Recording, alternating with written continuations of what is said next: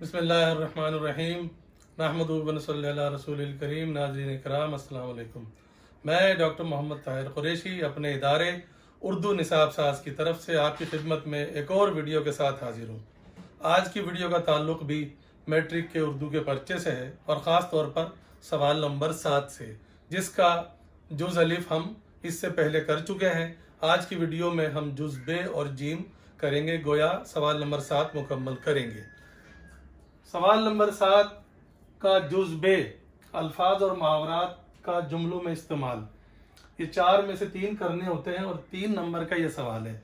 आपकी किताब में, दरसी किताब में जो भी मुहावरात दिए हुए हैं और आसान अल्फाज को छोड़कर हमने कुछ निस्बतन मुश्किल अल्फाज वो ले लिए हैं।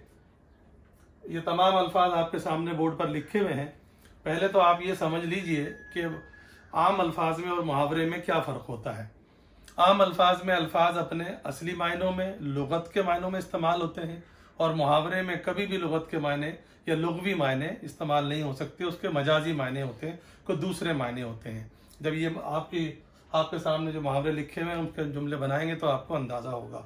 जुमले बनाने का एक तरीका भी ये सीख लीजिए। कभी भी किसी भी लफ्ज़, तरकीब या मुहावरे का बराह रास्त जुमला मत बनाइए। आप उसके मफहूम का जुमला बनाइए, जो उसके मायने हैं उसका जुमला बनाइए। और जुमला जो भी बनाइए किसी ना किसी उसमें जवाज होना चाहिए, यानी मायने वाज़े होने चाहिए। अभी जैसे हम उसकी मशक करेंगे तो आपको अंदाज़ा होगा कि जवाज और मशक इससे क्या मुराद है। मसलन आपका लफ्ज़, आपकी तरकीब है, मुरक्कब है। तरकीब या मुरक्कब एक से ज़ायद अल्फाज के ऐसे मजमूए को कहते हैं जो मिलकर एक मायने देता हो। मसलन ये आतिश मोहब्बत, यानी मोहब्बत की आतिश। आतिश कहते हैं आग को, मोहब्बत की आग, यानी शदीद मोहब्बत जब होती है तब कहा जाता है। तो आप इसके जो मायने हैं, बहुत शदीद मोहब्बत, गहरी मोहब्बत, इन मायनों को लेकर, इन मायनों को इस्तेमाल करके आप जुमला बनाइए। और जब जुमला बन जाए और आपको अंदाज़ा हो जाए कि हाँ भी जुमला सही बना है और मायने को वाज़े कर रहा है, तो मायने निकाल कर उसमें ये तरकीब आतिश मोहब्बत डाल दीजिए, फिट कर दीजिए। मसलन आतिश मोहब्बत का जैसे मैंने बताया कि शदीद मोहब्बत, और ये शदीद मोहब्बत किसी से भी हो सकती है, किसी शख्स से, वतन से, नबी से, अल्लाह से, किसी से भी हो सकती है। तो अगर हम नबी से बात करें, नबी करीम सल्लल्लाहु अलैहि वसल्लम से, अब तो जुमला इस किस्म का बन सकता है। और ये वाज़े रहे कि ये जुमले हम जो बना रहे हैं ये आपके लिए नमूने के तौर पे बना रहे हैं। उसका मतलब ये हरगिज़ नहीं है कि जो जुमले हमने बना दिए यही हतमी, यही आखिरी है। नहीं, आप उससे अच्छे, उससे बेहतर और मज़ीद जुमले भी बना सकते हैं। आपको हम जुमले बनाने का तरीका सिखाना चाह रहे हैं। आतिश मोहब्बत, मोहब्बत की आग, आप यूँ बना सकते हैं कि जब से महमूद ने मदीने का सुना है, उसके दिल में मदीने की आतिश मोहब्बत सुलग रही है।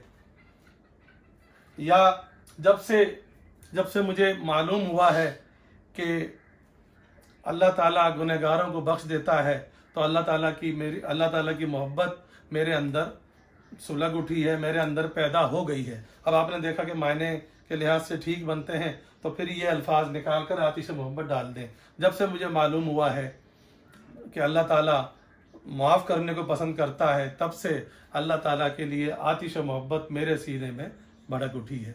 इस किस्म का जुमला बनेगा। अगली तरकीब है खुश इल्हान। इल्हान कहते हैं आवाज़ को। खुश इल्हान का लफ्ज़ी मतलब अच्छी आवाज़ वाला, खूबसूरत आवाज़ वाला।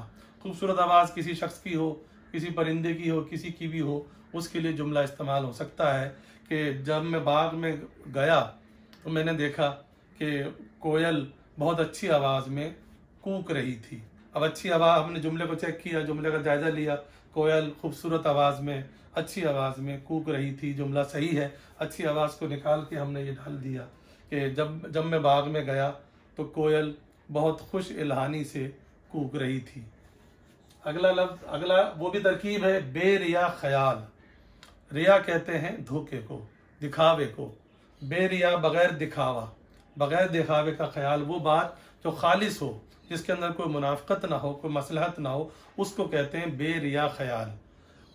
हमें इसका जुमला बनाने से पहले हम इसके मफहूम को अच्छी तरह समझ लें कि हमें अपने दोस्तों के, अजीज़ों के बारे में ऐसे ख्यालात नहीं रखने चाहिए जो मुनाफकत पर या दिखावे पर मबनी हो। हमें सच्ची मोहब्बत करनी चाहिए। इस किस्म का जुमला जहन में सोचा और जब जुमला बनाते वक्त बेरिया ख्याल को उसमें फिट कर दिया।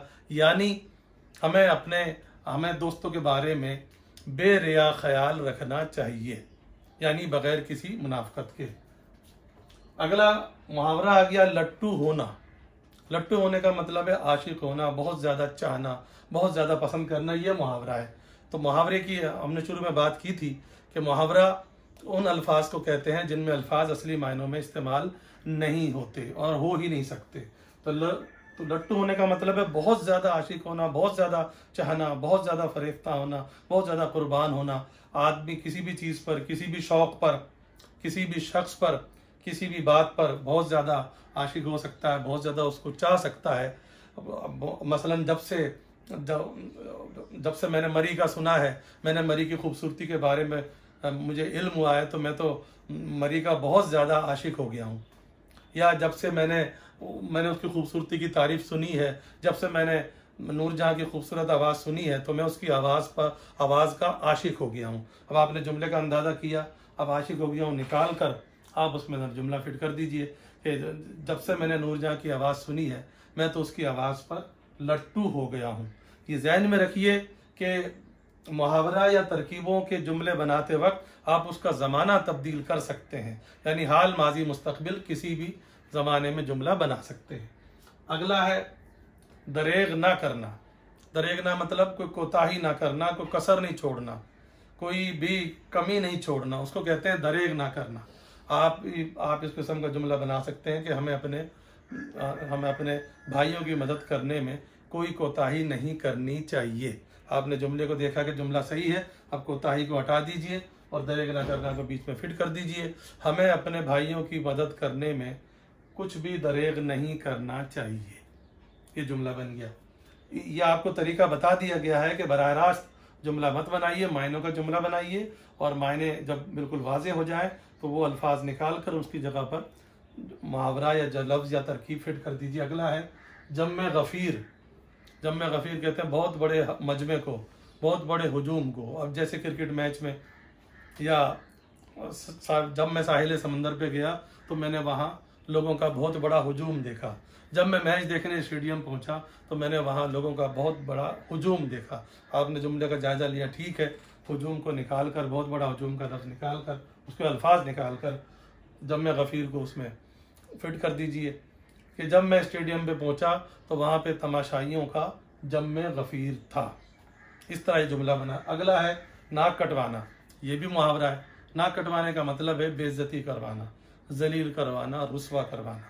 मतलब तुमने अपनी इस घटिया हरकत से पूरे ख़ानदान को जलील और रुस्वा करके रख दिया है। आपने जुमले को देखा, ठीक है, अब जलील और रुस्वा को निकाल दिया और ये मुहावरा फिट कर दिया कि तुम्हारी इस घटिया हरकत से तुमने अपनी घटिया हरकत से पूरे ख़ानदान की नाक कटवा दी है।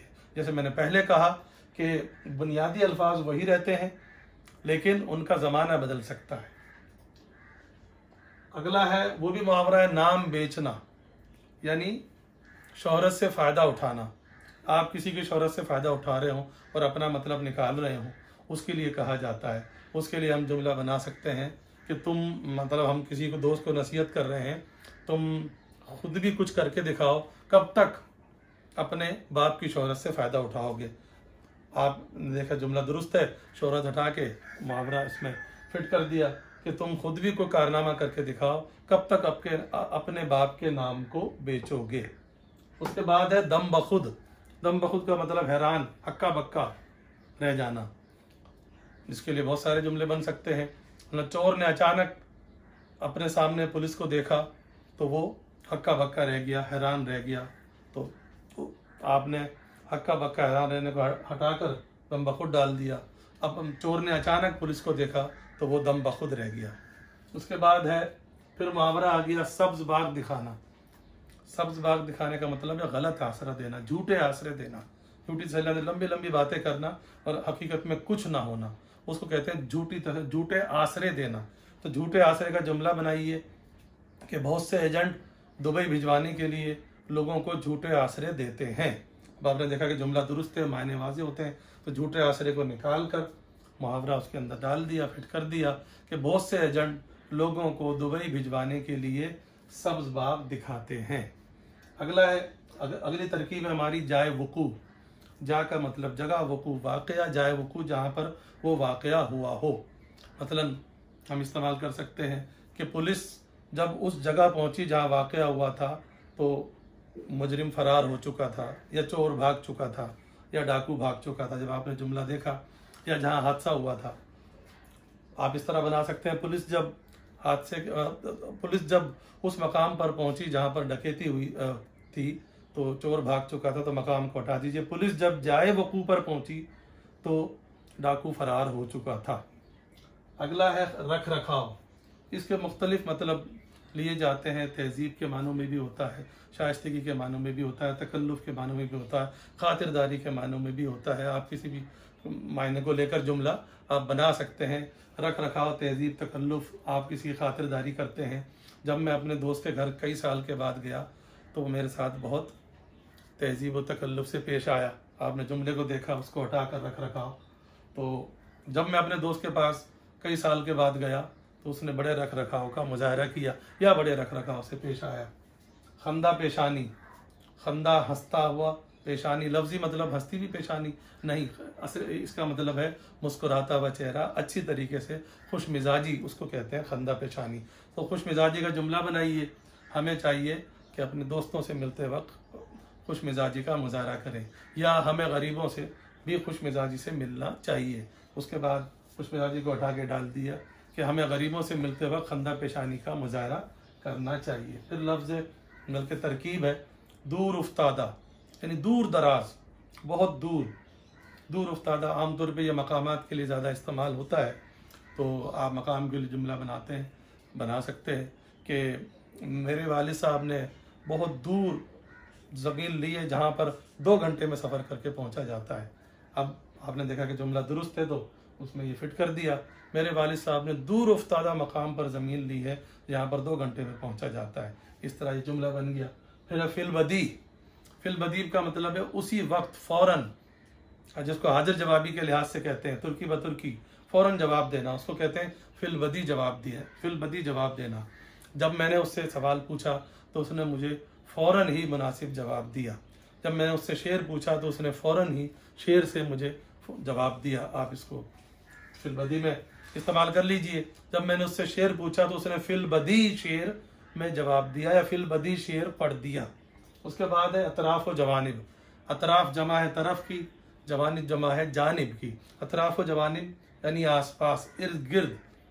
इर्द गिर्द के लिए इर्द गिर्द को सोच कर जुमला बनाइए कि आप कुछ भी बन सकता है। जब मैंने बाजार में जाकर अपने इर्द गिर्द का जायजा लिया तो वहाँ बहुत सारी दुकानें मुझे नजर आईं, या जब मैं मैदान में पहुंचा और अपने इर्द गिर्द देखा तो बहुत सारी झाड़ियाँ वहाँ मौजूद थी।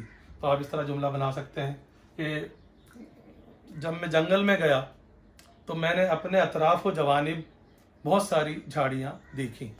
उसके बाद है भंडारे, मतलब बावर्ची खाना। ये कम इस्तेमाल होता है लेकिन इस्तेमाल होना चाहिए क्योंकि ये उर्दू ही का लफ्ज़ है और खालिस उर्दू का लफ्ज़ है, ना फारसी है, ना अरबी है, ना अंग्रेज़ी है। तो आप बावर्ची खाने को ध्यान में रखे। मेरी वालदा बावर्ची खाने में आलू गोश्त बना रही हैं, या मेरी वालदा या मेरी बहन बावर्ची खाने में बर्तन धो रही हैं, तो आप इस तरह बना सकते हैं मेरी वालदा भंडारे में खाना पकाने में मसरूफ़ है। ये इसका बेजुस था जो 3 नंबर का था, और इसमें हमने आसान अल्फाज जान के छोड़ दिए थे ताकि आपकी मश्क हो, लेकिन मुश्किल अल्फाज या तरकीब या मुहावरे हमने ले लिए थे। इसका जीम है, ये 2 नंबर का सवाल है, यानी सवाल नंबर 7 का जीम।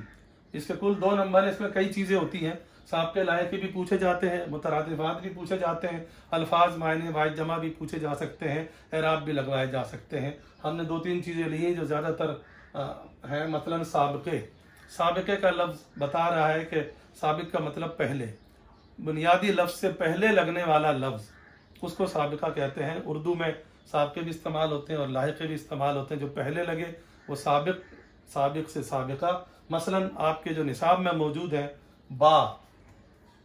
बा के साथ लगने वाले अल्फाज, मसलन बाकायदा, बावजू, बाखबर, ये बा के साथ लगेंगे। बे के साथ बेहोश, बेवकूफ़, और ना के साथ लग सकते हैं नाकाम, नालायक, नावाकिफ। ला के साथ लावारिस, लाजवाब, लाइलाज, लापता, ये अल्फाज लग सकते हैं। हम साबका है, हम के साथ हम ख्याल, हम जमात, हम दर्द, हम उम्र, ये लग सकते हैं।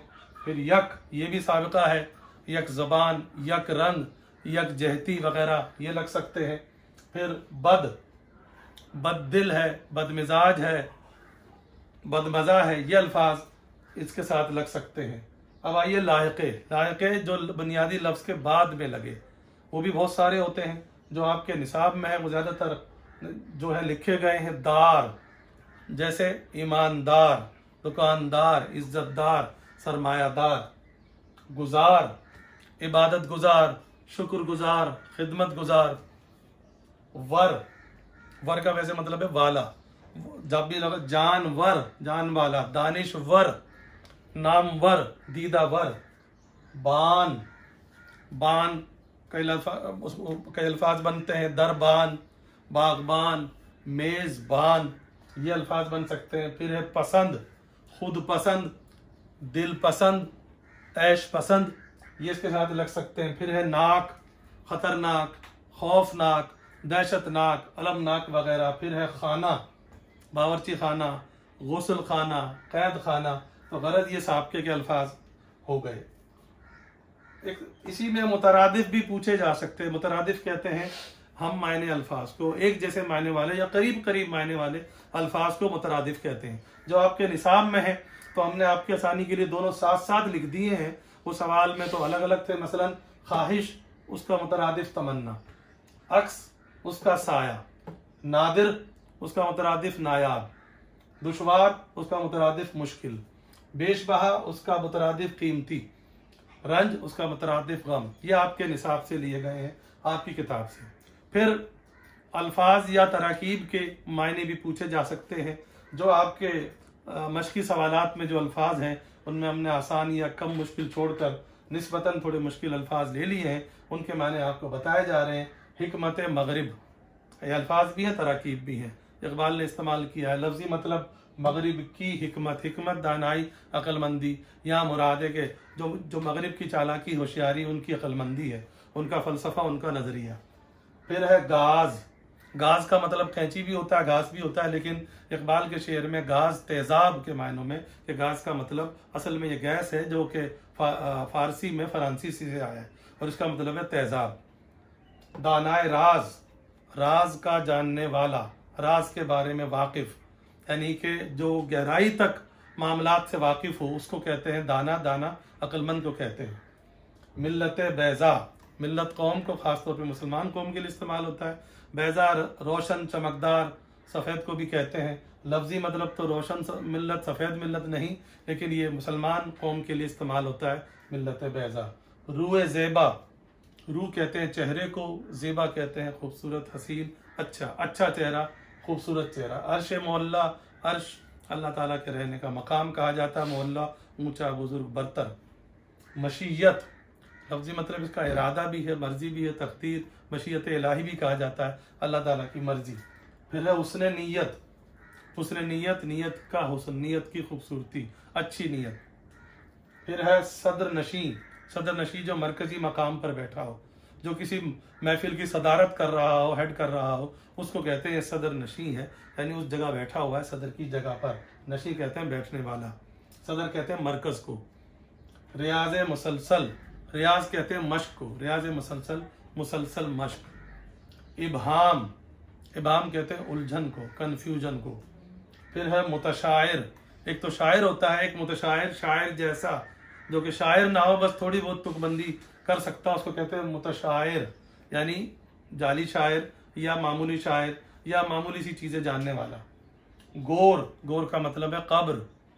फिर है खुए वफा, उसको हम सीधा करें वफा की खू, खू कहते हैं आदत को, वफा की आदत। फिर है रिक्कत, रिक्कत नरमी, रोने जैसी कैफियत, गुदाज उसको कहते हैं। फिर है अफ़्व इलाही, अफ़ मतलब माफ़ी, अफ़्व इलाही अल्लाह ताला की तरफ से माफ़ी, मग़फ़िरत, बख्शिश। फिर है चूनो चिराग, हसरत ने इस्तेमाल किया है, क्या, क्यों, कैसे, इन मानों में इस्तेमाल होता है, क्यों, कर, कैसे, किस लिए, किस वास्ते। फिर है हिरमा, हिरमान का मतलब बदनसीबी, कम नसीबी, मायूसी। फिर है पिन्हा, पिन्हा का मतलब है पोशीदा, छुपा हुआ। फिर है फुलवारी, फूल से ही है, मतलब फूलों का छोटा सा बाग, छोटी फूलों की क्यारी, उसको फुलवारी कहते हैं। फिर है न्यारी, न्यारी का मतलब है अलहदा, मुनफरिद। तो नाज़रीन कराम, ये सवाल नंबर 7 का बे और जीम आपकी खिदमत में पेश किया गया। इसी के साथ सवाल नंबर 7 की वीडियो मुकम्मल हुई। इंशाअल्लाह हम अगली वीडियो में अगले सवाल के साथ हाजिर होंगे। उम्मीद है आपको हमारी वीडियो पसंद आई होगी। हमारी वीडियो को लाइक कीजिए, चैनल को सब्सक्राइब कीजिए। बहुत शुक्रिया।